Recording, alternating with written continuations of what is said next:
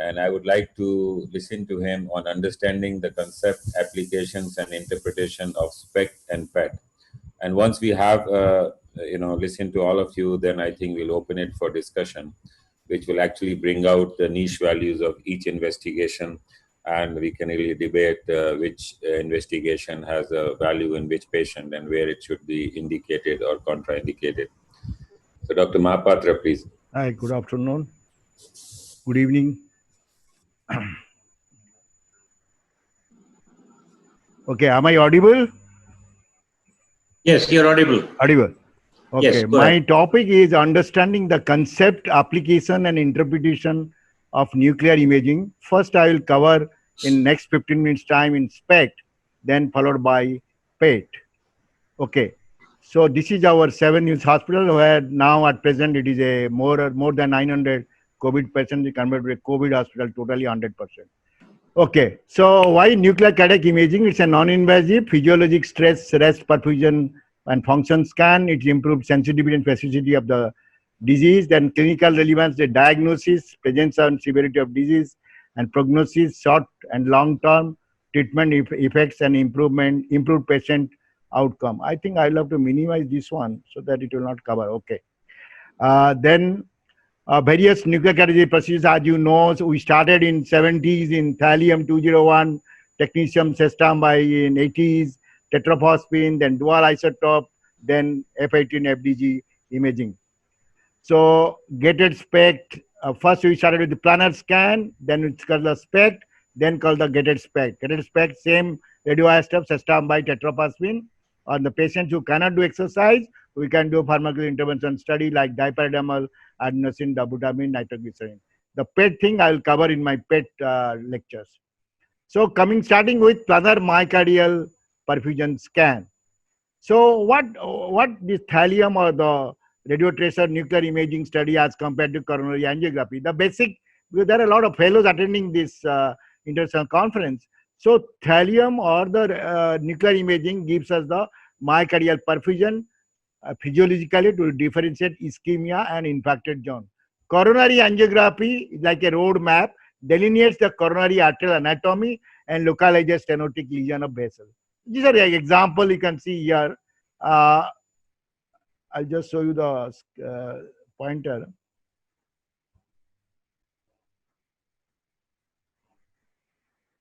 Okay. So this is there is a mid-arterial LAD stenosis, and there is a no perfusion at all in the anterior septal area. So this gives the physiology, and the other gives the arteriography anatomy. So then then this is a mid segment, 95% mid LAD. Then the perfusion scan shows there is a perfusion defect, and the planar scan we started in 70s. There is a perfusion defect, and which is reversible in the delayed image. Then the angioplasty was done. Then the artery is recanalized and everything, and then the perfusion has come back to normal, no more perfusion defect. So we started with this thallium scan in 70s in a basic thing. Then we went to the SPECT myocardial perfusion scan. This is what we are doing it right now on SPECT CT with a dual head SPECT gamma camera with a CT for attenuation, correction, or interpret. Then this is the 3 views we take, which is called oblique coronal, oblique horizontal, oblique sagittal, depending on the cuts. So here you can see the short axis from apex to base, and the horizontal long axis from anterior to posterior, then the vertical long axis from the right to left. So these are the different slices. When I'll be showing you the slices in the lateral images and all, so you should appreciate. This is called the short axis slice, this is called the horizontal long axis slice, this is called the vertical long axis slice. So here you can see there is a patient where you are seeing the anterior septum, inferior and lateral in short axis, vertical long axis anterior, apical and inferior, and the horizontal long axis septal, apex, lateral and base. Here there is a perfusion defect here in the inferior wall, which is totally reversible in the resting image. This is a stress image. At the peak of the exercise, you inject the radioisotope. Then after 3 to 4 hours, we do the resting scan. So technetium, these are the technetium labeled tetraphosphine, sestambi, tavaroxamine. These are all flow-related compounds. And what it gives additional information as compared to thallium. It provides additional information like wall motion, end systolic wall thickening, ejection fraction, and other parameters also. So clinic, what are the when comes to application in ischemic heart disease? So the radioisotope, either you use thallium or nobody uses thallium nowadays. Everybody does this technetium standby, technetium tetrophosphine. So first, foremost subset of patients, high risk patients having strong family history or hyperlipidemia, chronic smokers, diabetes mellitus, hypertension. Totally high risk asymptomatic patient. This patient cannot be subjected for a invasive test like a coronary angiography. So you do this, and if it is normal, the mortality is less than 1%. History of intermittent angina, chronic stable angina, equivocal or false positive treadmill stress test. Female patient, best is stress thallium or stress standby, not achieving good effort tolerance, recovering from acute MI to rule out impending ischemia in other territories for future cardiac coronary events. Then pre-angioplasty or CABG evaluation to have a baseline study whether the myocardium is viable or not before you do angioplasty or a graft putting. So you can differentiate here the scar tissue from a viable myocardial tissue due to old MI. And then follow up patients of CABG post angioplasty evaluation. Suppose the patient has already done an angioplasty, or a CABG patient comes with a shortness of breath. So first you can do a stress myocardial perfusion scan and find out a defect with a reversibility typical of the stent blockage or the bypass artery graft blockage. Then multiple coronary artery lesions in the assess the viable myocardium to evaluate collaterals. Even in significant coronary artery disease, the stress thallium is normal or stress spectrum is not normal. So then first subset of patients, CAD patient having strong family history of ISD, uncontrolled diabetes mellitus, history of smoking for a hypertension, hyperlipidemia. Do these patients an invasive test? They need an invasive test like coronary angiography or non-invasive test like a stress thallium or stress standby myocardial perfusion scan. Answer is stress thallium or stress standby myocardial scan is mandatory as the frontline investigation to diagnose underlying CAD. Here you can see the anterolateral area is totally no perfusion, and the resting part is totally reversible. So this is a reversible perfusion defect where the patient can be subjected for angiography followed by angioplasty or bypass. This is another patient, equivocal or false positive treadmill stress test. Here you can see there is a ST depression with T inversion, but here the SPECT perfusion scan is totally normal. There is no perfusion defect. So the positive treadmill stress test is false positive. Here you can see the normal stress test and abnormal gated SPECT perfusion scan. Here you can, the stress test is normal. Patient achieved a heart rate of 151 here, and there was no ST depression. But this patient, that Arun Ghole, you can see the patient name. This is Arun Ghole. We find a clear-cut stress perfusion defect with the anteroseptal area, which is reversible in the resting image. We have quantitated some stress curve 10, some rest curve 2, and the difference is almost totally reversible of the myocardial defects.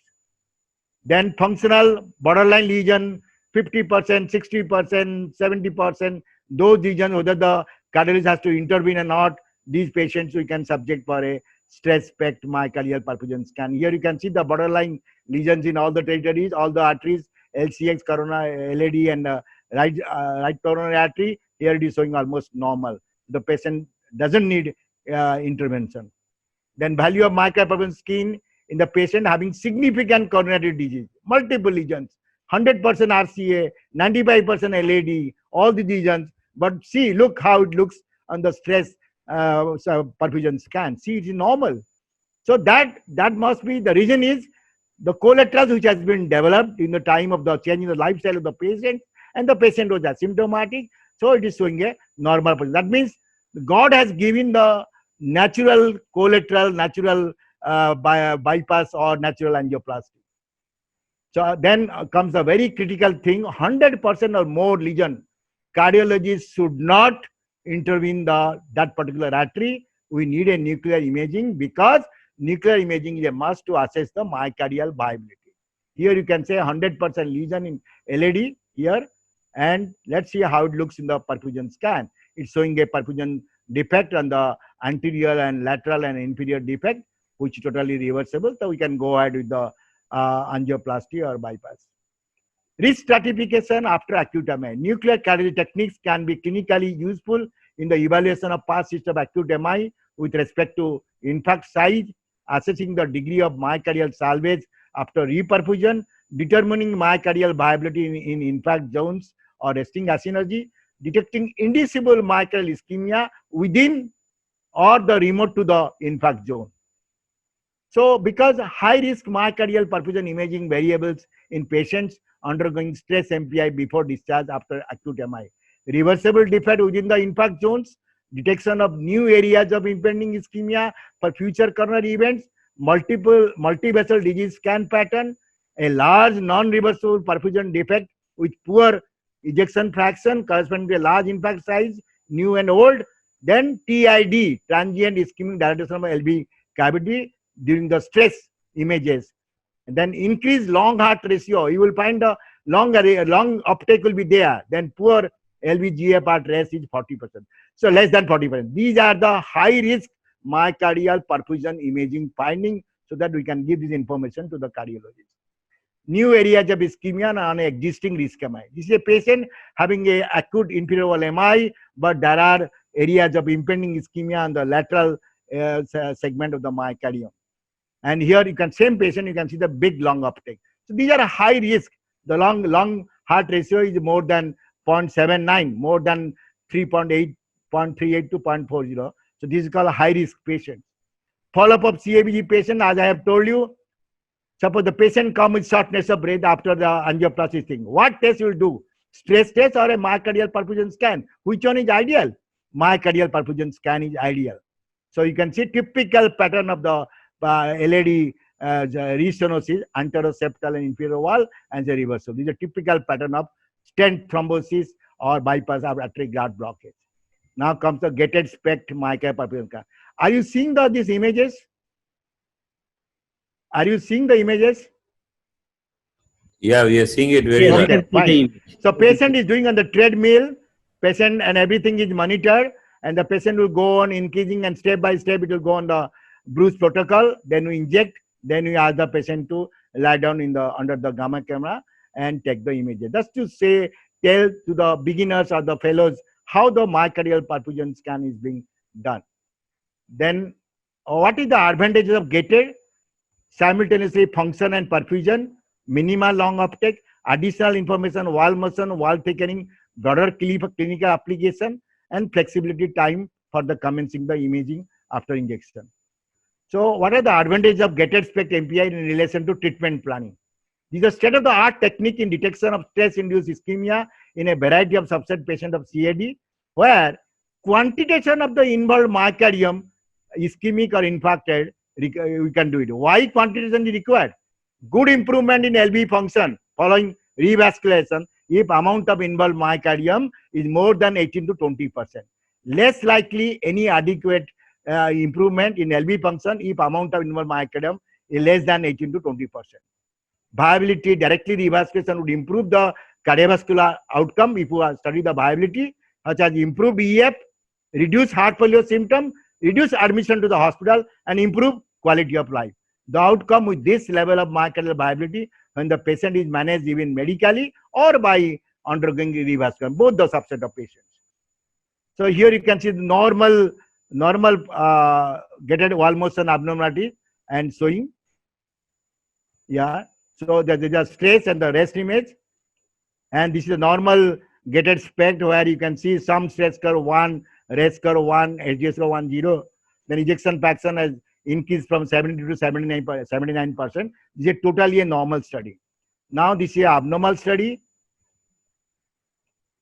where you can see a big wall motion abnormalities almost to hypokinetic and anteroseptal wall in the 3D as well as these images. Now you can see that a fixed perfusion defect which is there in the anteroseptal area, which is not reversible, and quantitation, some stress curve 24, rest curve is 22, and hardly there is any difference in difference curve 2. So this is a infarcted dead scarred myocardium.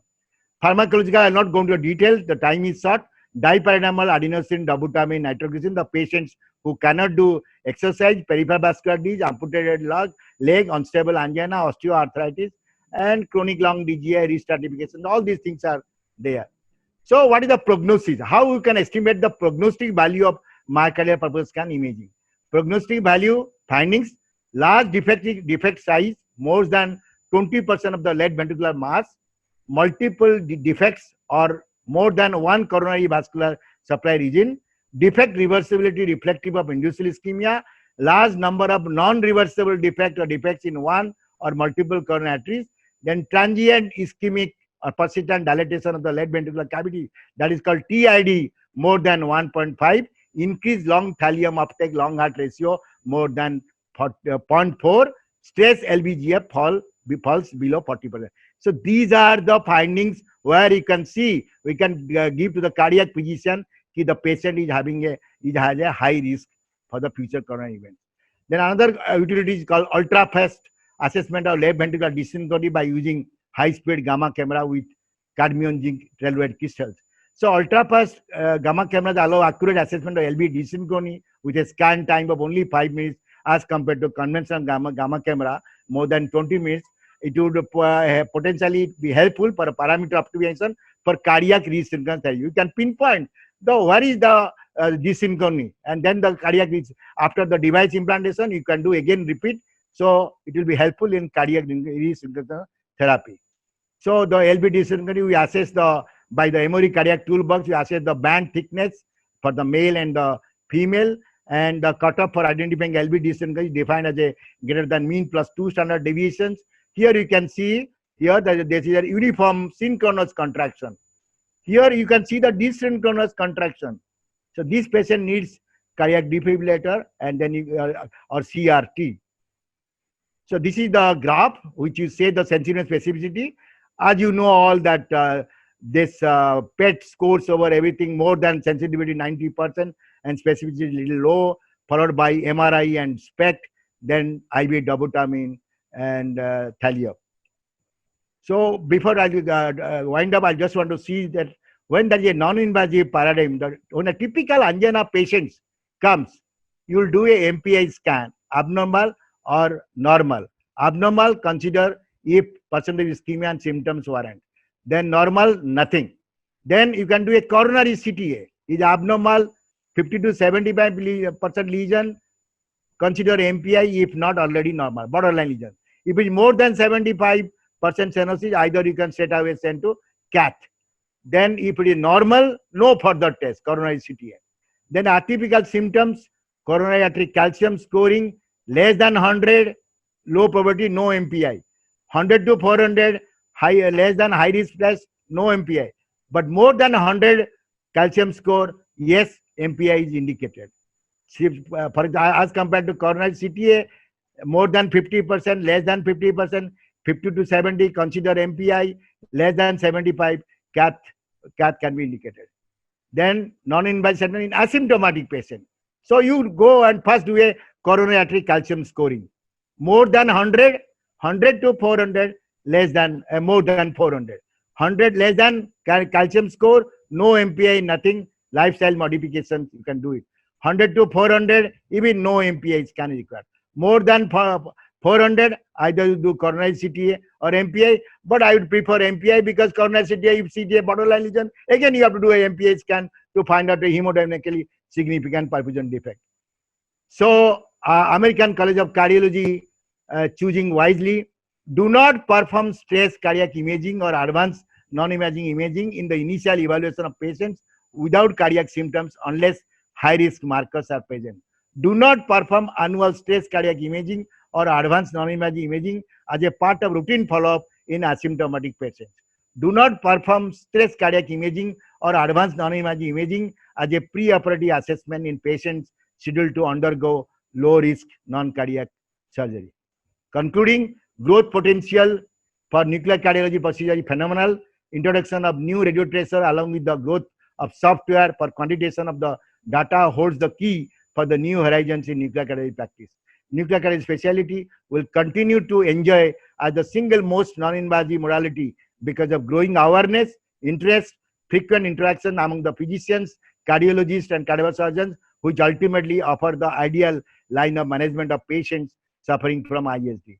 The best treatment strategy for patients with prior history of MI or ischemic cardiomyopathy. The benefits and risk of revascularization must be carefully evaluated. So stress PET MPI is the ideal investigation of choice. Viability and subsequent hibernation is only one of the predictors outcome benefit from revascularization. Other predictors include extensive ischemia, scar, and LVM. Thank you very much for your attention. I just would like to announce we have fixed the date on 16 to 18th April, the third World Congress on Cardiac Imaging and Clinical Cardiology. I think you can temporarily block the dates. I do not know how far this Corona-19 will extend, but definitely we will have to do that. And this is a book, if anybody is interested in cardiac imaging update textbook, which has been released in 2019 conference, we can post it to you people. It has got beautiful articles on clinical cardiology, interventional cardiology, cardiac radiology, and nuclear cardiology. Thank you. Do you want me to go for the second talk or?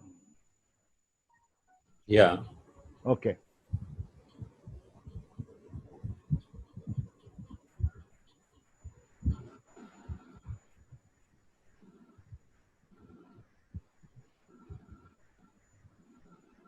I'll have to share the screen again. Are you seeing it? Just let me know. Yeah, we can see it. Your screen. Okay, are you seeing? Yeah. Excellent. Excellent. So the next talk of mine is only PET, understanding the concept, application, interpretation of nuclear imaging PET. So cardiac PET CT or with myocardial perfusion imaging with SPECT CT, which I have just covered, they both are an established, robust, non-invasive technique that has gained significant acceptance in the present day of active cardiac practice over 4 decades. Enormous functional and quantitative information that are not available with other existing modalities such as MDCT, MRI, 2D echo makes the technique robust. Has proved an essential part of the diagnostic, prognostic workup for deciding future treatment planning and monitoring invasive and medical therapy of patients having known or suspected CAD, as well as in patients having non-CAD also. Nuclear cardiology procedures has distinct advantages over other diagnostic imaging modalities, such as having a low radiation risk because of low amount of short-lived radioisotopes are always used. Being relatively painless and non-invasive, it gives a radiation from 3 to 4 to 5 millisievert per patient. Provides both structural and functional information organs superior to other non-invasive tests like routine ECG and stress ECG, 2D echocardiography, and MRI with a sensitivity of 93% and specificity of 83%. I am confined to PET. Molecular imaging now offers an area of tool to develop advanced diagnostic approaches and therapies for patients with CAD and heart failure.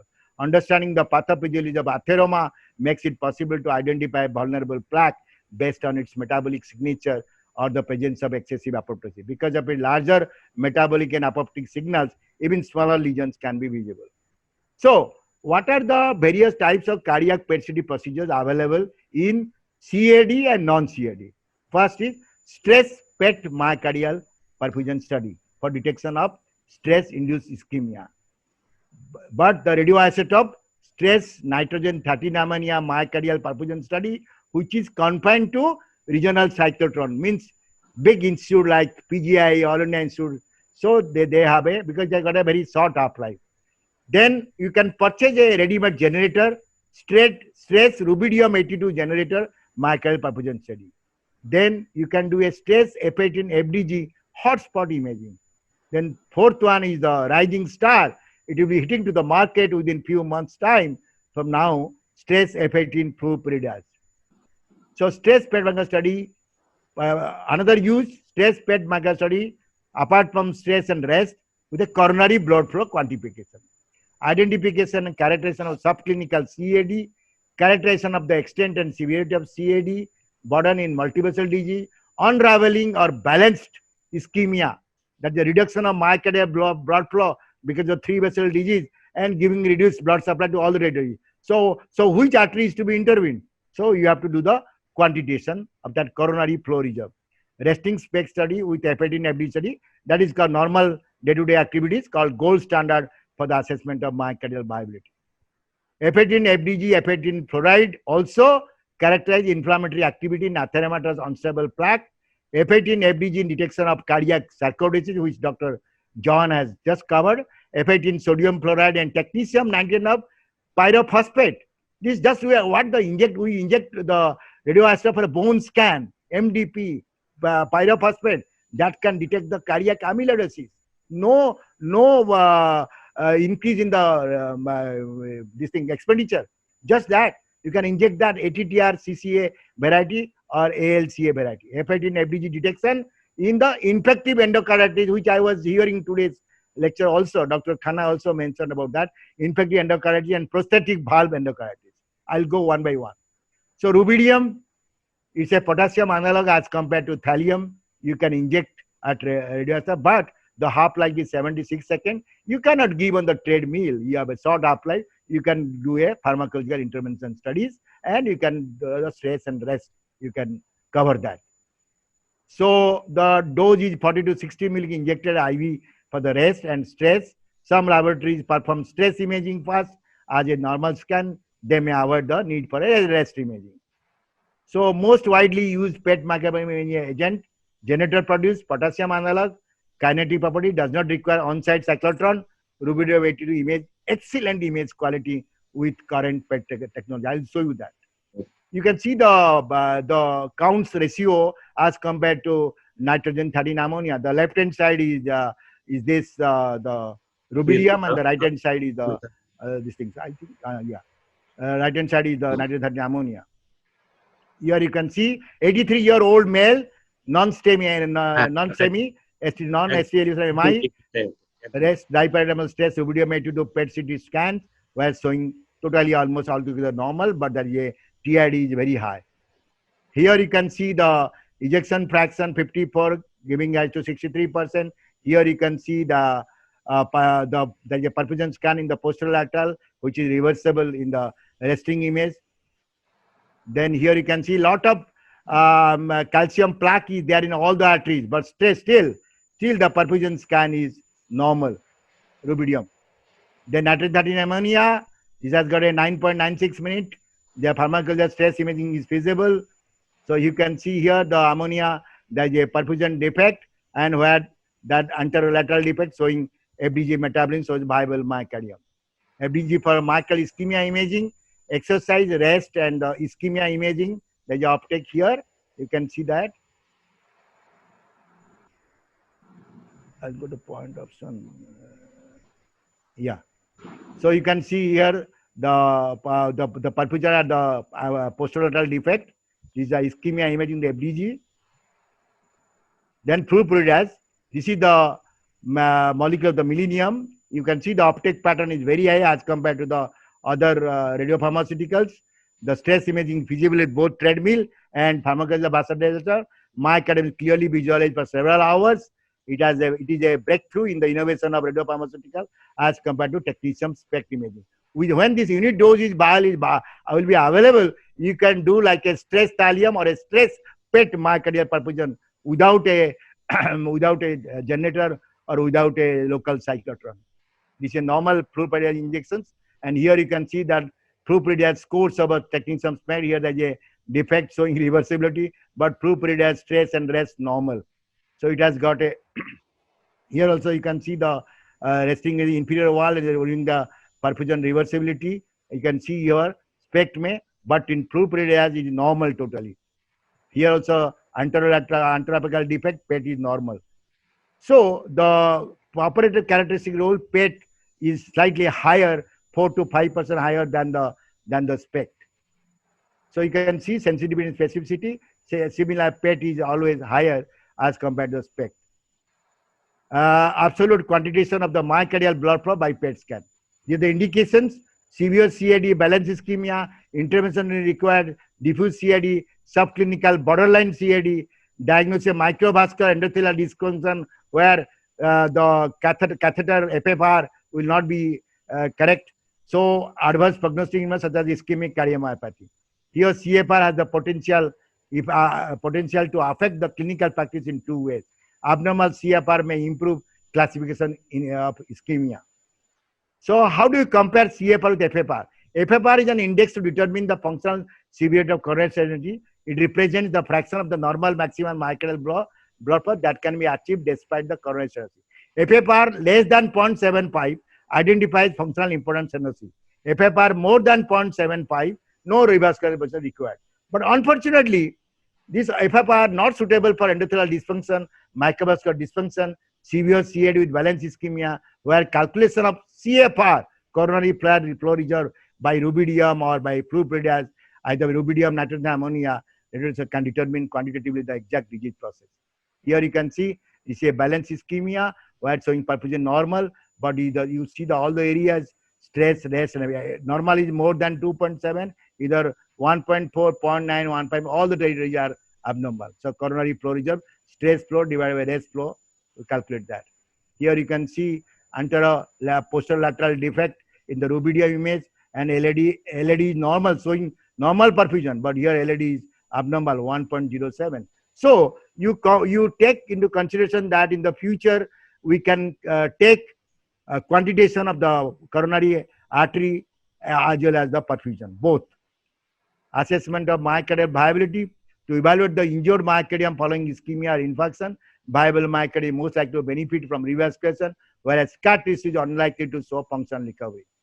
So viability directed revascularization would improve cardiovascular outcomes, reduce heart failure symptoms, reduce admission to the hospital, and improve quality of life. The amount of viable myocardium above the threshold is 20%, the likelihood of benefit for revascularization. So viable myocardium is either ischemic or geoparadise, stunned or hibernating comes in the ischemic, non-viable is scar myocardium. PET, I don't want to tell in the physics part, it's a PET position emission tomography, and this is the PET scanner, and mechanism of trapping. PET F18 FDG goes and trapped a glucose analog trapped into the enzyme by enzyme hexokinase, resulting in intracellular accumulation of FDG phosphate.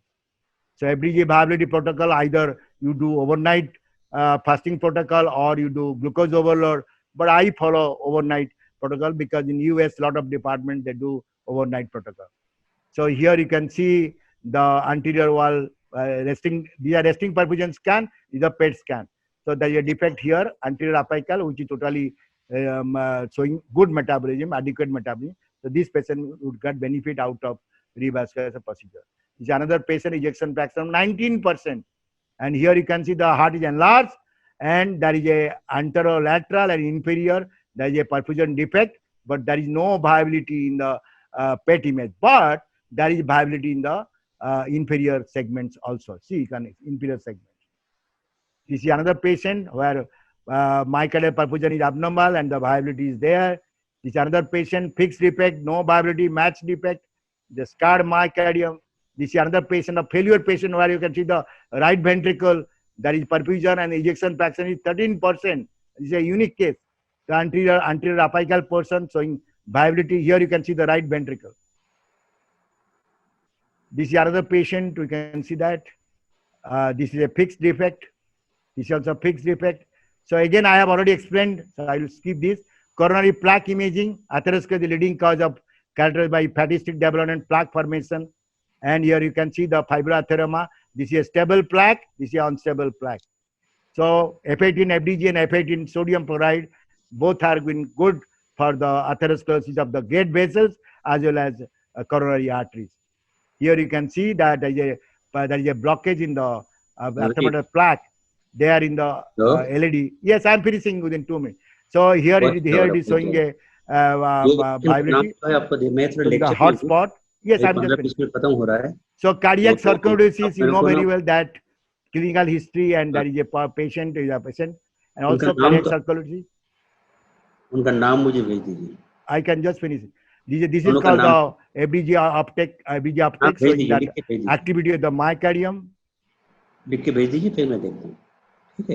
The cardiac amyloidosis also there. There are what I was talking, that there is a pyrophosphate uptake and promising infection agent. And you can see pre-therapy, post-therapy cardiac inflammation. These are the valve infections.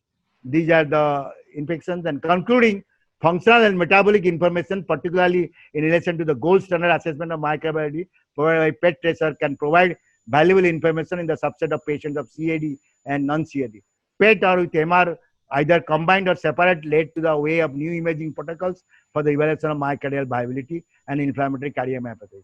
Additionally, physiological stress or pharmacological stress interventions are PET imaging explored of stress-induced ischemia and CAD, showing both functional and biological alteration in myocardial function in the direction of CAD. The upcoming new generation rising star is F18 labeled Flurpiridaz will bring additional support for new PET application in clinical practice in centers that do not have local cyclotron and the available of Flurpiridaz in unit dose vial. Role of PET CT with the new tracer would detect the coronary flow reserve, CFR, particularly in subclinical CAD, borderline lesions in coronary arteries, coronary endothelial dysfunction, and patient having balance ischemia. Further development of new tracers in PET CT, allowing more specific evaluation of athermatous plaque, particularly of unstable variety, which would bring challenging diagnostic modality in acute ischemic syndrome. Thank you all for your attention. Thank you.